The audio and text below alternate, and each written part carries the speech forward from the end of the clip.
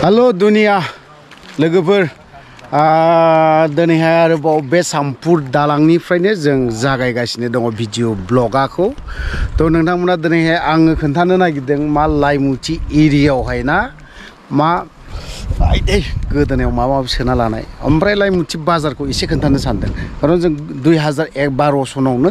लाइमुथियाव गोबां बोसोर थानानै थांबाय नैबे दालां ना बे दै बेसे गोबाव जाखो बे दालाङा बिदि अबस्था गोबाव जाबाय बे दालां बे दैखौ ना जों बै सिगाङाव बारोमोन ओमफ्राय दा बेखौनो नोंथांमोन दान्दिसे खोन्थालांनो मोजांब्लाबो गाज्रिब्लाबो नङा होमबा थ' नै बेनो थ' जोङो लाइमुथि बाजाराव थांबावनि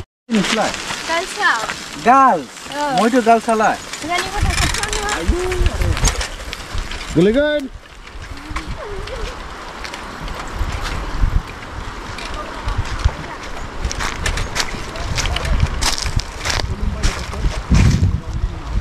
मा गामि मोन आदा बियो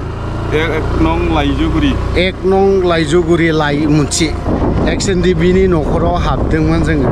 ओमफ्राय दा एक नं लाइजुगुरिनि लामाखौ आं एसे खोन्थानि दै खिन्थु कारेन्टफोरबो फैबाय बिराद मोजां जायगा जोंनि एलेकायाव जोंनि बर' एरियायावहाय दासिमबो बेफोरबायदिनो दङ लामाफ्रा नै अन्थाइ थरसेबो गैया जिहेतु बियो जेब्ला 2012आव जेरैबायदि दङमोन दाबो सेम नैबेनिफ्रायसो अन्थाइ थरनैसो दङ एसे नायलांनोसै लाइजौगुरियानो गोग्लैदो आदा बेबो हा लाइजौगुरियानो गोग्लैजोबो ना नोंसोरनिसिम नोंसोरनिखौलाय मा गामि होनो गोजोनपुरि जाहैबाय नोंसोरनिखौ मा होनो जोंने गोजोनपुरि ओंखायनो गोजोनै दङ आरो गोजोनै थायो जों गोजोनै थायो आरोखि नामा बैफोर रोमै नुहुरनाय गामियाव जों गोदो थायोमोन ओमफ्राय दा बेयावहाय गामि जाजोब्बाय माइखौ नाय ओरैबायदि गोथां बेलासियाव बेसेबां समायना नुयो बरिया जायो माइ गायनानै जायो माइयाबो दालांनि अबस्था आं हानायमानिखौ खोन्थालांगोन दंफांनि दालां बेसेबां मजा ना मा नायाब्रा आदायालाय नायलायनो थिननांगौ बेखौ एसे दुग्गाखादा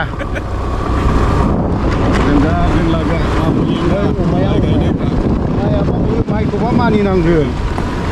हिन्दु ससाइटि गोजा थांनाया ना बा लामाया माथो बे लामाया सरकारनि फैनाय अन्थाइ खुबैनाय ना अन्थाइया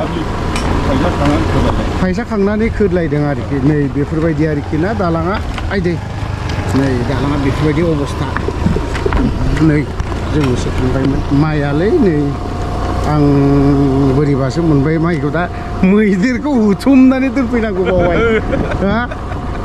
ना मा होनो आदा भुल जागोन माथो नै गैलै साला मैदेर हुथुमफैनांगौ दालांनि अबस्थाना मोजां नङा लामाबो मोजां नङा खारन फरेस्ट ना फरेस्ट भिलेजावनो गोग्लैदों दाबो ना फरेस्ट भिलेजाव गोग्लैनायखायनो लामाखौ नायसनाखै जोंनिया खारन फरेस्टआवबो भिलेजाव पिस लामा जानो मोना ना मा बे सिस्टेम दंलायो एसे लासै जालांगोन बेबो नै दंफांनि दालां बेफोरबायदि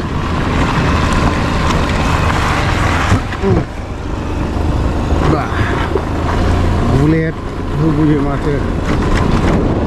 माइफोरखौ आं दाबो मानिबाय गोदोथ' बेफोर फाथोसो खुबैयोमोनलै ना माइ गैयामोन नोंसोर थांखांनायनि उनावसो जादोंना फाथोफ्रा हा नोंसोर थांखांनायनि उनावसो नंगौ नै गोदोनि माबाफोर आरोबाव ओइ सोबदों र' लोगो सासे लोगो मोनबावबाय नै लाइमुथिनि फुराना दा माब्रै दं मानसि बियो दा मोजाङैनो दंथ'यो मोजां दा बेखौनो एसे दिनै लोगो मोननायखाय एसे मोजां मोनदों आङो बेसेबांबा बोसोरनि उनाव बिराद गोबावनि उनाव लोगो मोनदों माने आंबो लाइमुथियाव फैयाखैमोन नालाय बिराद गोबावखासैमोन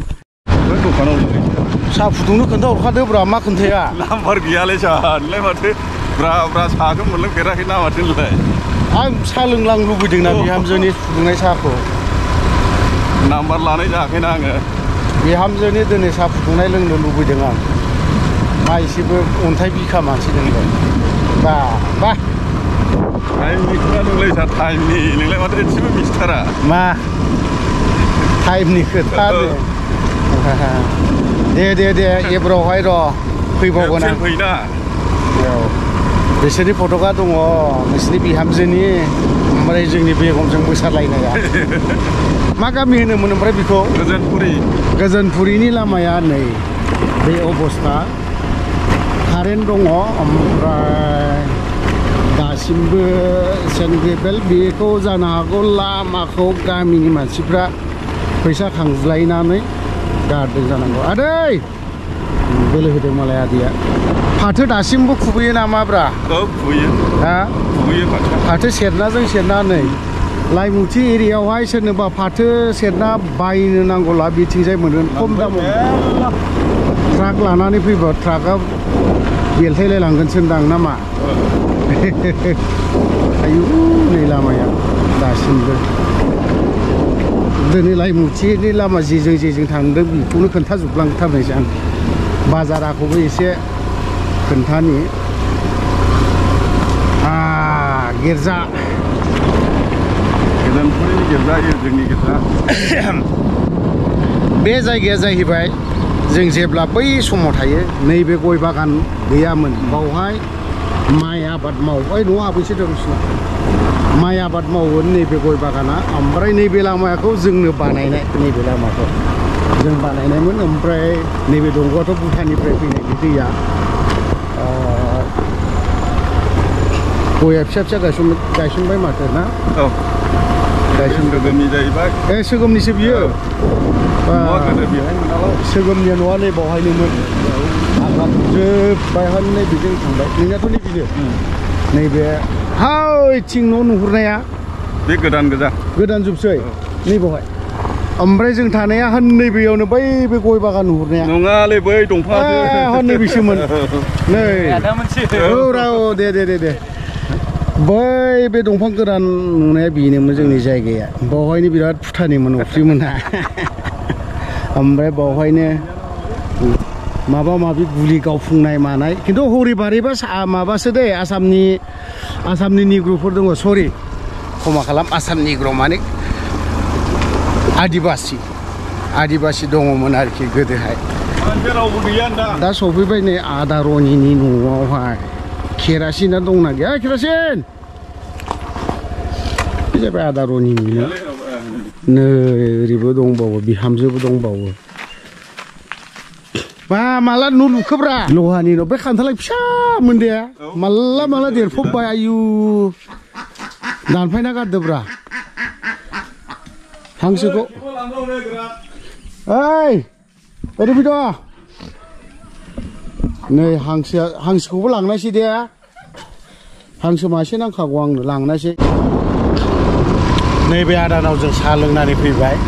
बिहामजोनि साहा फुदुंनायखौ मोनलोंबोमारबाय जों जोबथारनायाव खुसिबाव नै बा बिहामजोनि साहा फुदुंनाय मोनलोंदों नालाय हाथायानो लोंबा बयबो जाना फैबाय ओमफ्राय नैबे माइ बागानाव ना माइ आबादाव गोदोहाय जों थाफैनाय समाव फाथोसो खुबैयोमोन ओमफ्राय दा माइ ओरैबायदि मोजां जायो दा बुंसै आरोखि नैबे बे गेजेराव लामाया फिसासोमोन नोंहा लामाथो हाब्रु जुबखासोमोन ना ओमफ्राय नैबो लांदांमोन दा गय गायनानै नै फाथो खुबैयोमोन दा एसे जोथोन लाबा मोजां जागौ खिन्थु जोथोन गैयाना लामाया गोदो जेरै दं रायजोआनो खुबैनाय नैबे अन्थाइफोरखौबो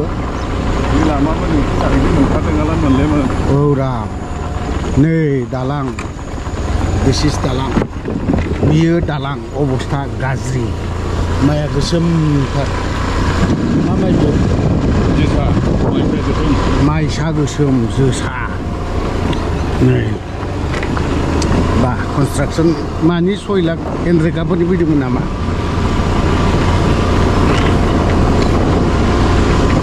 प्रटेक्सन लाबोनांसिगोन बेखौ नामा 10 कौटिसोनि आदा नामा उपायथ' गैला हाब मा मोनखोलै एबाराव साम' ना मा जाखो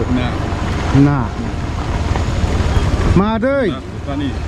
बेसेबां बियो नाया 50 थाखा फुवा कय थाखानि दं हा 70 थाखा नंगौ दे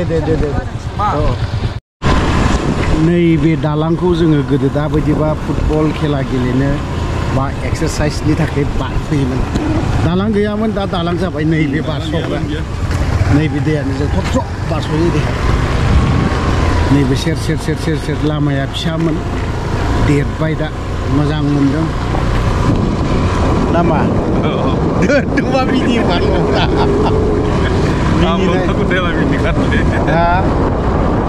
दिनै गोबावजों खेबसे फैनानै इन्टारेस्ट मोनबाय खिन्थु नागारोमोन मानसिया जोंबो मोजां मोनबाय मोखां नुनायखाय लाइ मुथिखौखि नागारो बावहाय जानानै देरनानै थांबाय आरोबाव बेखौ नागारो थैजासिमबो गारा थैनायनि सिगां नै बावहाय मिल गैयामोन दा मिल बसायबाय मोजां जाबाय बे खनानि ओनसोलनिया औ नै फैदों एसे ओरै थां ओरै आदा ओरै फै ओरै आगै हासुब्लि हाबुलसु मेघालयनि नामा मैगं लांनो एसे मैगं माइया गोमो मा जिनिस मा फानदों ना बालाबोथिया गोजानो बेसेबां फुवा हा 70 थाखानो लायो दा नोङो ओइ एक्टर लाइ मुथियावबो दाना गोबां सिस्टेम मोनजायो नै चाइनिज सिस्टेम ओमफ्राय बियो मा जिनिस बियो चिकेन ललिपप ओमफ्राय नैबेलाय माबा आसिफोरबायदि नुलायदों नै दाउ ब्रयलारनि आथिं फ्राय बियो दाउ बयलारफ्रा बियो बेसेबां गोरै लेग बियो मोनसे पिसाव 20 थाखा मोनसे पिसाव 20 थाखा ओमफ्राय बिलाय बेखौ मा जिरा दोनो दा बेखौलाय माथो ने बेखौ नारेंखलजों बानायनाय आच्छा लकाल ओइ बङाइनिफ्राय फैदों आं ओमफ्राय बेलाय माथो मम' आच्छा लाइ मुथि बाजाराव हाबसै मैगं होनना बुंबा बे जायगायाव आयं नै ओरैनो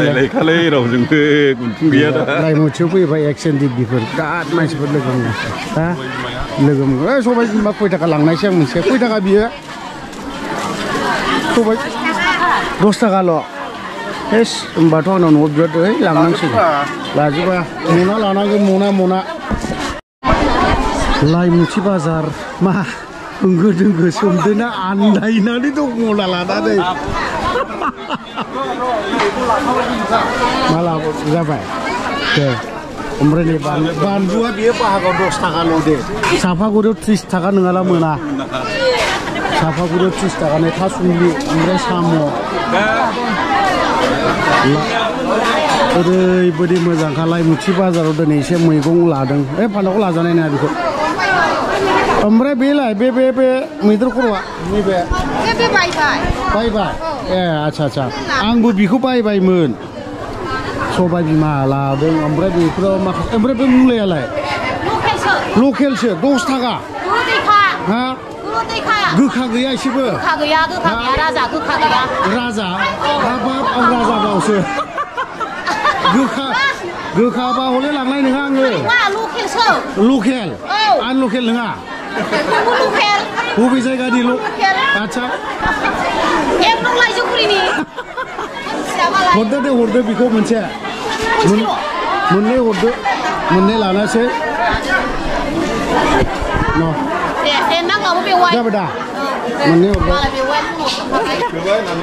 ओमफ्राय नै एस बिस्कुट ना मा जाखो बियो एस बिस्कुट नङा बिदिखौ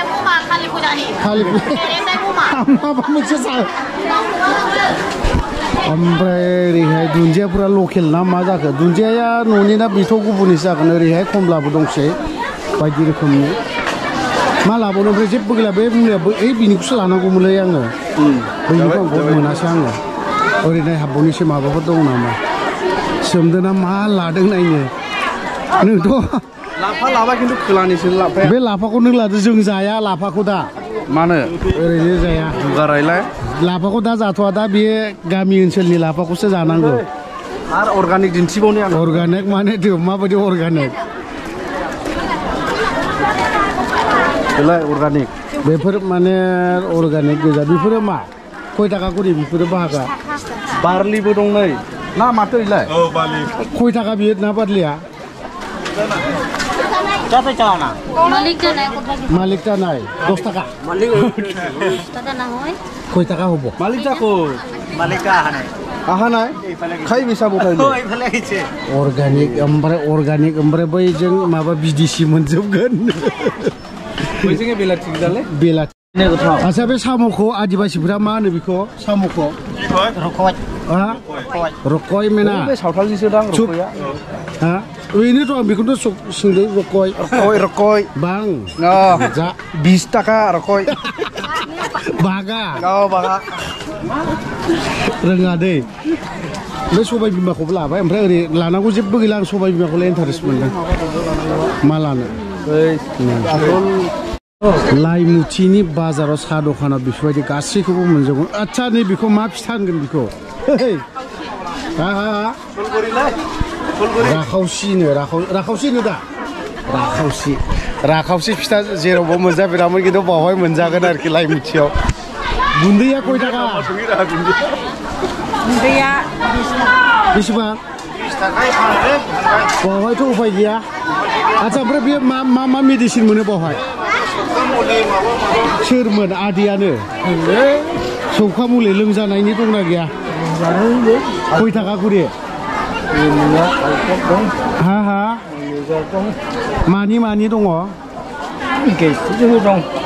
गेस्टिकआथ' आं नै दा जाहांहां जादों आरो गेस्टिकनिखौ दा लोंजागोन ना लोंजाया बेसेबां जानांगौ बेखौ 10 टाकानि बेसेबां मोनगोन 10 टाका 6था ओमफ्राय जानाया माब्रै जानांगौ बेखौ उदै ओंखाम जायैनि सिगां जाखांनाबो जाजाय आरो हामखायो एसेब्लाबो थान्दा मोनो हले लांनायनि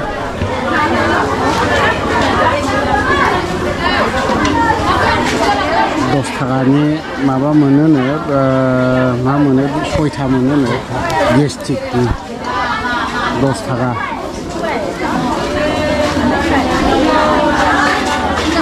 मा खांदिंनाय दं बावहाय आदै मा बेन्दों बेनला होनाय दं बेन्दों बेनला गासिबो बिजों मानि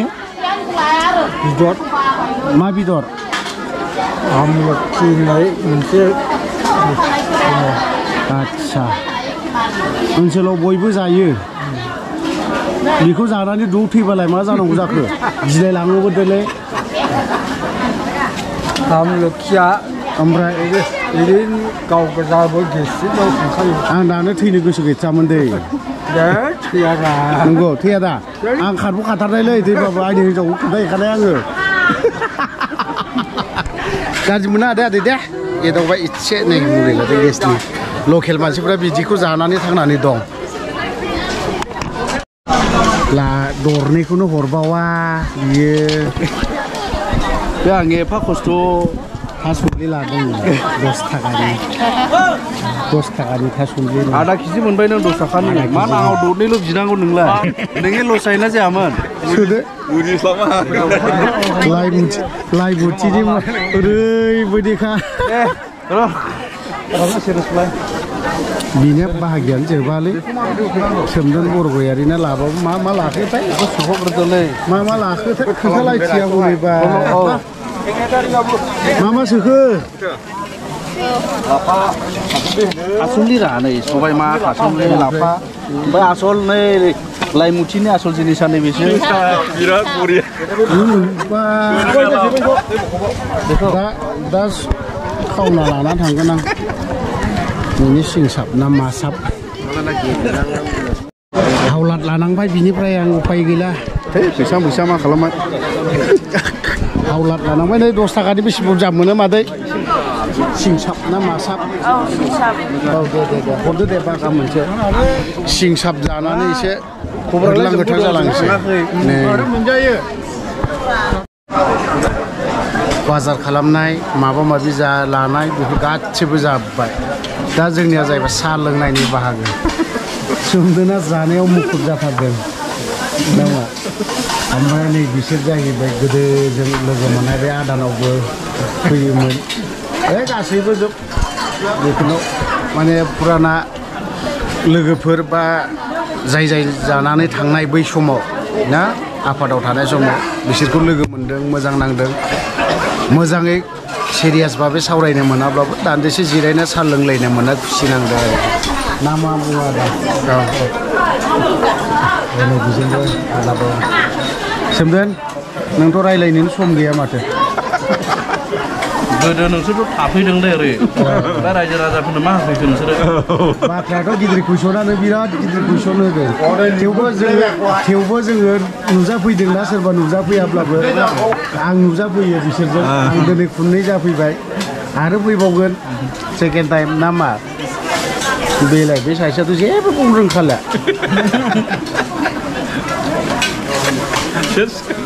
बिहामजोनि साहा फुदुंनाय लोङै लोङै ओंखाम संनाय जायै जायै फुंख्रुबलायनानै दं बेहा मालाय साहा लोंग्रोनि जोबथारनायाव लाइ मुथिखौ ना सरि गय जादों ओमफ्राय एसे रायलायनाय जाबाय दा लाइ मुथिखौ बिदाय लाफिननाय जाबाय नेक्स्ट टाइमावहाय हानायमानि मोजाङै एक्सप्लर बा खोन्थानो सानगोन सिगाङाव सोमदोन दं सोमदोननि न'जों थांगोन आं मालिम बिथा जानानै डाइरेक्ट सापागुरि ओमफ्राय लाबोबाय जों गोबां बुस्थु मैगं थासुमलि बायदि रोखोम बायदि नङा होमबा दिनैनि ब्लगा एसेनोसै गोजोन्थों बाय बाय